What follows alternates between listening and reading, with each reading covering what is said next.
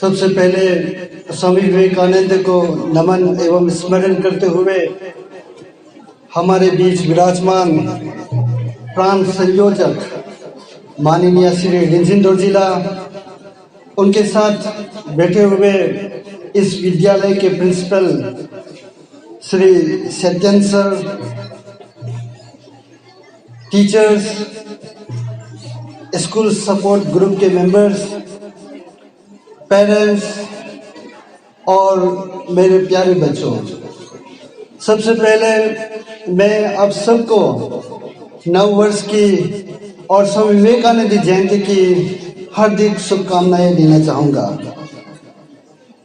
जैसा कि आप सबको पता है, आज 12 जनवरी है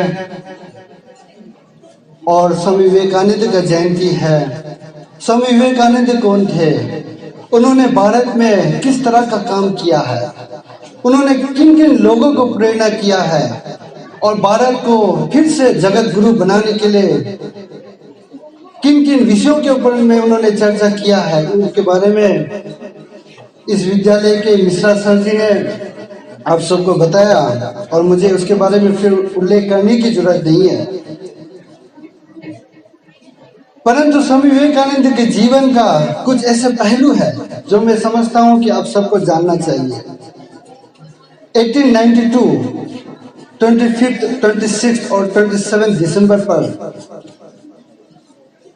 कन्याकुमारी में स्थित उस शिला पर स्वामी विवेकानंद ने 3 दिन 3 रात उन्होंने वहां पर तप किया। और उसने किस कारण उसमें तप किया?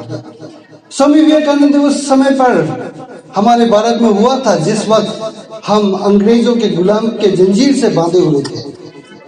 एक तरफ है हमारा अतीत भारत जो सोने की चिड़िया कहते हैं, और एक वर्तमान भारत है जो अंग्रेजों के गुलाम से हम जूझ रहे थे। अगर फिर से हमें भारत को जगत गुरु बनाना है तो उसके लिए क्या करना चाहिए? इन 3 दिन उन्होंने वहां पर तप किया और तप करने के बाद कहते हैं कि स्वामी विवेकानंद के आंखों से आंसू निकला और उस शिला पर खड़े होते हुए कहा कि sitting at this last bit of Indian rock I hit upon a plan. The plan is to reset the nation and awaken the dormant spirit of our people. लोगों के अंदर जो सोया हुआ जो आत्मा था, सोया हुआ जो विश्वास था, आत्मविश्वास की जो कमी थी, उसको फिर से जगाने का काम करना था, तो वो था स्वामी विवेकानंद को। यही कारण रहा कि बाद में स्वामी विवेकानंद ने 1893 में होल रिलीजियस पार्लियामेंट चिकागो में जाकर उन्होंने भारत का जो संस्कृति है, भारत की जो गौरव है, वो पूरे विश्व भर के सामने रखा। और उसके बाद क्या हुआ आप सबको पता है कि भारत में ऐसे सैकड़ों हजारों युवा उनके विचार से, उनके जीवन से प्रेरणा हुआ। महात्मा गांधी जी कहते हैं, I read each and every bit of Swami Vivekananda, I read each and every book of Swami Vivekananda, and after going through it my love for the nation became 1000-fold। हम सबको पता है बाल गंगाधर तिलक, उन्होंने कहा कि Swami Vivekananda is a real father of Indian revolution. हम सबको पता है रविंद्रनाथ टैगोर, जिन्होंने कहा if you want to know India read Swami Vivekananda, in him everything is possible. तो इस तरह का स्वामी विवेकानंद के ऊपर में लोगों का जो मन बना हुआ था, और स्वामी विवेकानंद एक ऐसा राष्ट्र साधु संत थे जिन्होंने सैकड़ों युवाओं को प्रेरणा दिया। बाद में जाकर स्वामी विवेकानंद जैसे कहते हैं कि एक अच्छा नेता उनके काम से जाना जाता है। अगर आज हम डॉक्टर कलाम की बात करते हैं तो डॉक्टर कलाम किन चीज के लिए हम उनको याद करते हैं? Missiles of our India, Pokhran जो टेस्ट है। उसी प्रकार स्वामी विवेकानंद को अगर आज हम याद करते हैं, उन्होंने जो काम जो छोड़कर गया है वो है रामकृष्ण मिशन, और रामकृष्ण मत के द्वारा हम स्वामी विवेकानंद को जानते हैं। और तब जाकर जब 1963 में स्वामी विवेकानंद का जब 100वीं जन्म शताब्दी पर्व मना रहे थे, तो उस वक्त माननीय एकनाथ जी राणाजी ने उस शिला पर जहां स्वामी विवेकानंद को जो स्वप्न मिला था, उस शिला पर फिर से विवेकानंद केंद्र का काम शुरू किया। उसमें विवेकानंद का रॉक मेमोरियल बनाते हुए एक चेतना बड़ी एक रॉक मेमोरियल बनाया, जो कि एक मंदिर ही नहीं बल्कि वो एक पूरे विश्व को फिर से स्वामी विवेकानंद का जीवन और विचार को आगे ले जाने के लिए। और विवेकानंद केंद्र का जो मकसद है हम सबको पता है, मैन मेकिंग नेशन बिल्डिंग। तो ये मैन मेकिंग से नेशन बिल्डिंग कैसे हो सकता है मेरे प्यारे बच्चों? एक काल्पनिक कहानी है।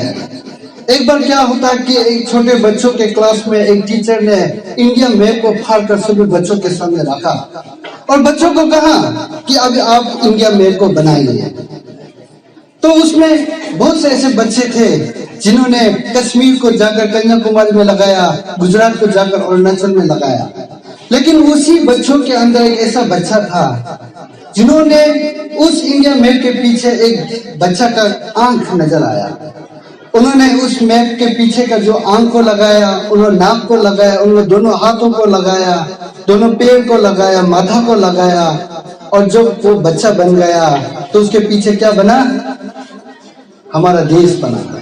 तो भारत को बनाना है, नेशन को बिल्ड करना है, तो सबसे पहले अपना आप को, अपने स्वयं को मेक करना है। यही कारण है कि जो विवेकानंद केंद्र का जो मकसद है, man making nation building education, और इसके तहत जितना भी यूकेबीएस अरुणाचल प्रदेश में और जितना भी विवेकानंद केंद्र का काम पूरे भारतवर्ष में चल रहा है। कुछ समय पहले हमारे प्रिंसिपल सर ने कहा कि अरुणाचल प्रदेश में अभी 40 वीकेवीज है। उस 40 वीकेवीज के अंदर जिस तरह का कार्यशैली है, जो रूटीन बनाया गया है, उस पूरे रूटीन मॉर्निंग 5:30 से लेकर रात 9:30 तक जिस तरह का रूटीन बनाया गया है, उसका पूरा मैन मेकिंग के ऊपर में दृष्टिकोण किया जाता है।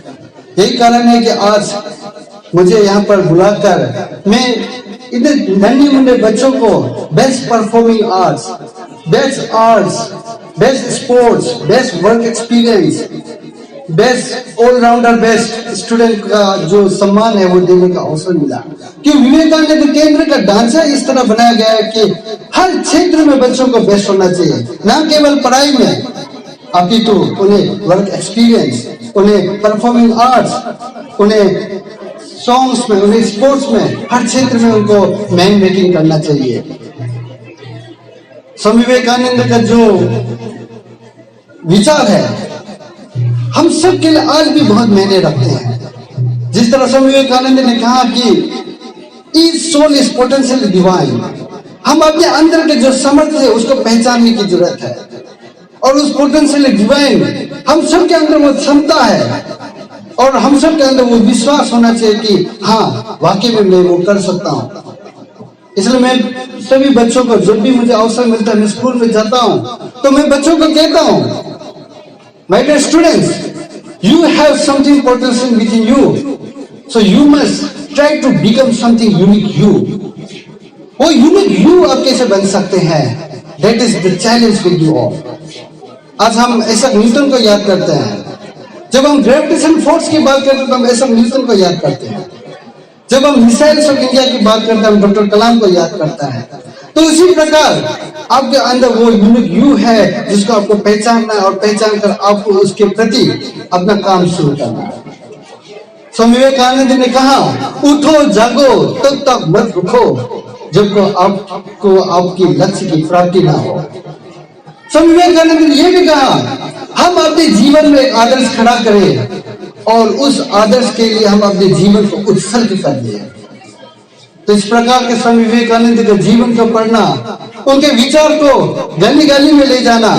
इस वर्ष आप सबको पता है कि हम विवेकानंद रॉक मेमोरियल का 50वें पूरे साल होने पर एक भारत विजय भारत के आह्वान से हम पूरे अरुणाचल प्रदेश के हर गांव में जा रहे हैं, हर लोगों से मिल रहे हैं, चाहे वो मुख्यमंत्री हो, चाहे उस गांव के कोई कर्मचारी हो, हर किसी से मिलते हुए विवेकानंद रॉक मेमोरियल किस तरह एक भारत को एक करते हुए भारत को फिर से कैसे विजय बनाना है, फिर से कैसे हम उसे जगत गुरु बनाना है, उसके ऊपर में विवेकानंद केंद्र के सभी लोग लगे हुए हैं।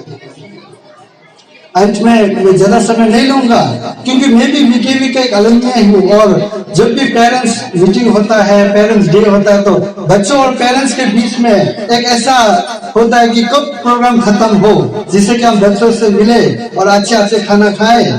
तो ये भी बहुत जरूरी है। पेरेंट्स, टीचर्स और जो स्टूडेंट का जो कोऑर्डिनेशन है वो बहुत ही जरूरी है। जैसे कि हम ट्रायंगल 3 साइड्स होता है, तो तीनों साइड का अगर एंगल सही नहीं हो तो कभी ट्रायंगल 180 डिग्री नहीं रहेगा। इसलिए ये तीनों का जरूरी है, तीनों का संबंध होना जरूरी है। और इस तरह का कार्यक्रम हम तीनों को एक साथ एक ही मंच पर लेने का ये कार्यक्रम है। अंत में मैं बहुत ही धन्यवाद देता हूँ इस विद्यालय के प्रिंसिपल सर और सभी टीचर्स को, जिन्होंने मुझे आज के इस कार्यक्रम पर आमंत्रण किया। और चलते चलते मैं आप सबको अंत में एक बताना चाहूंगा, संगच्छद्धम, हम सब साथ मिलकर चलेंगे, संवदत्वम, हम सब साथ मिलकर बोलेंगे, समूह मना सिजानतम, हम सब साथ मिलकर सोचेंगे और किस तरह इस विद्यालय को फिर से आगे ले जा सके और किस तरह हम अपने बच्चों को सुनहरा भविष्य दे सके। इसके लिए मैं फिर एक बार आप सबका हृदय से धन्यवाद देता हूँ। बहुत बहुत धन्यवाद।